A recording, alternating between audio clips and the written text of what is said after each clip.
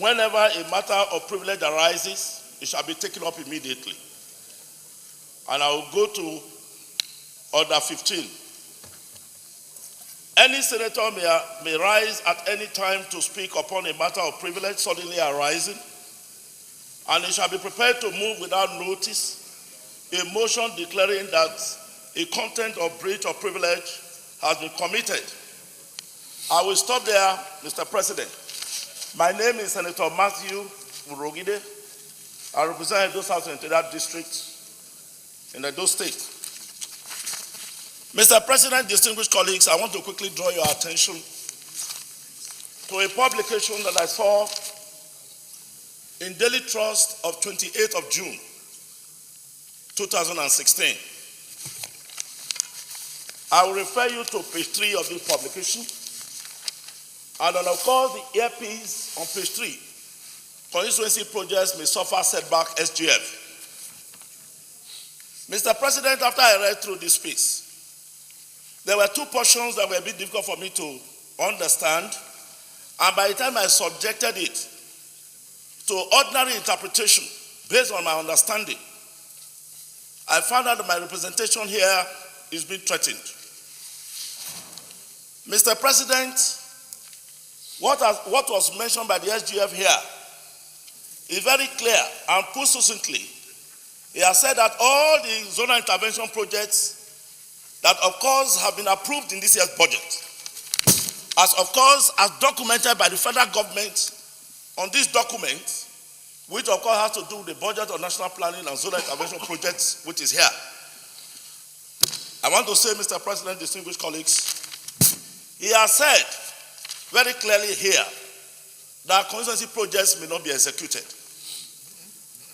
He has said very clearly here, and I want to read, if you permit me, Mr. President, that government might find it difficult to implement the constituency projects to the letter because MDAs might not find constituency projects as critical to the execution of their mandate. And given the dwindling resources, this could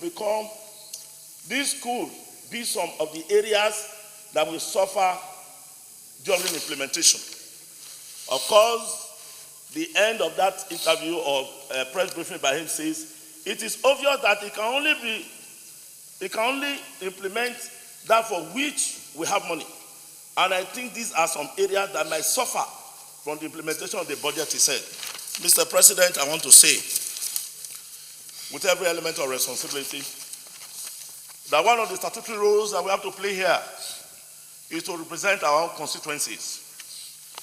Mr. President, I want to say that the 2016 budget that came to this hallowed chamber, presented by Mr. President, has suffered a whole lot of back and forth interventions or buffeting.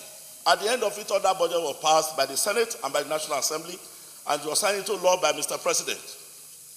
I want to say that the zonal intervention project that Mr. President brought to the National Assembly had a value of about 60 billion in a budget of over 6 trillion, meaning that what was given to us as intervention projects on behalf of our constituencies is less than 1% of this year's budget.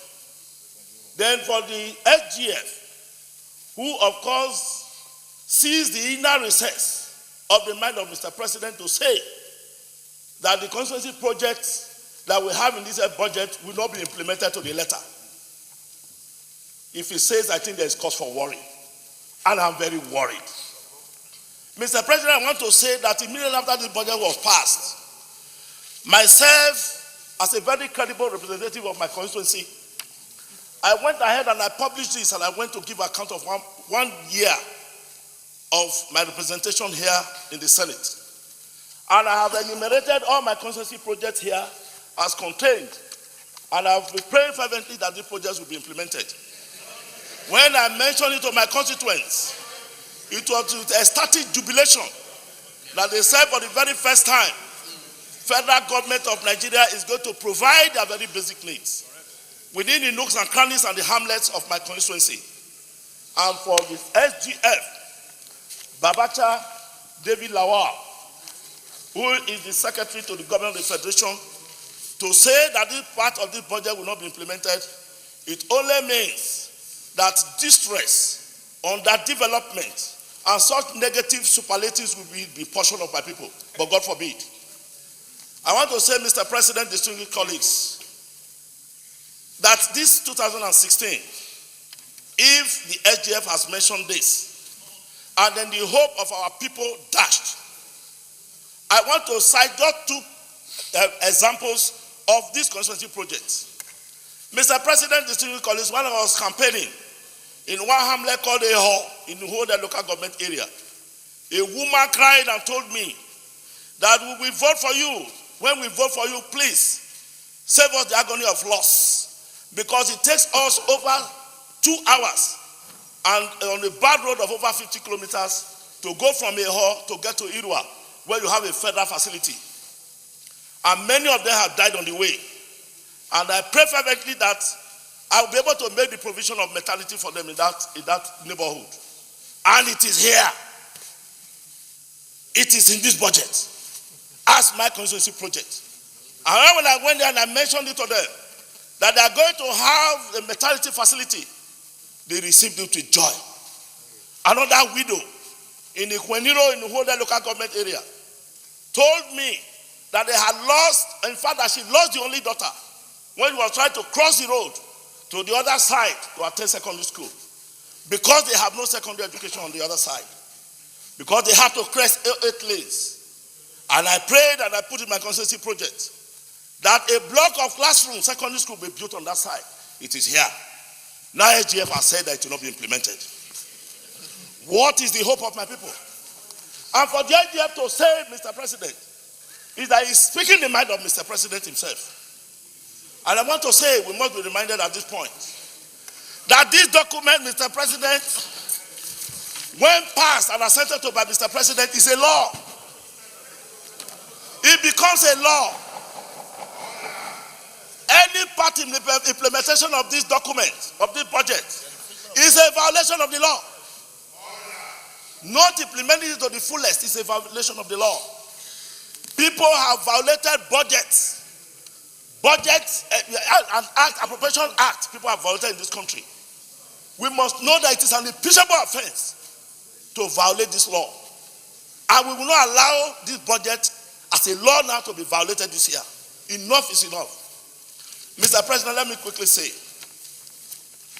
that if the SGF has mentioned that the budget will not be implemented to the letter as expressed in that publication, it only means that there is going to be selective implementation of constituency project this year.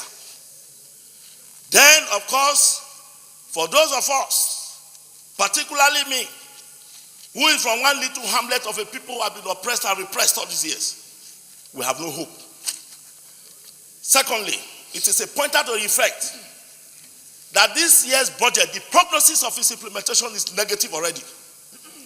We will not be able to achieve maximum budget implementation this year. For a budget of less than 1%, you are saying we are not going to implement it. 0.01%. And then again, Mr. President, I want to look at the human psychology that is involved in this press briefing that the SGF gave. He has shown so much disdain and hatred for the National Assembly. This is the reason. There is no way you can go to an infinitesimal fraction of a budget of less than 1%. And you are picked out the National Assembly. And you know that we are the ones that really, truly and really represent the people. Every person here in the Senate, the 109 of us, and the 360 of them in the House of Representatives, if you put it together, we truly represent the people. And it is our statutory role and duty to make sure that these people are properly represented. Mr. President, distinguished colleagues, please, for you to allay my fear, I'm moving the motion right now based on this, that the SGF be summoned within the shortest possible time, within 48 hours, to come and explain to us what it means by this press briefing, so that you can allay my fears. I'm very worried. I have been disoriented by this pronouncement. And you need to protect me. This Senate needs to protect me and protect my constituents. If it does not come here to explain it, it only means that the implementation of this year's budget will not be achieved. I want to thank you for this privilege. Thank you very much, and God bless you.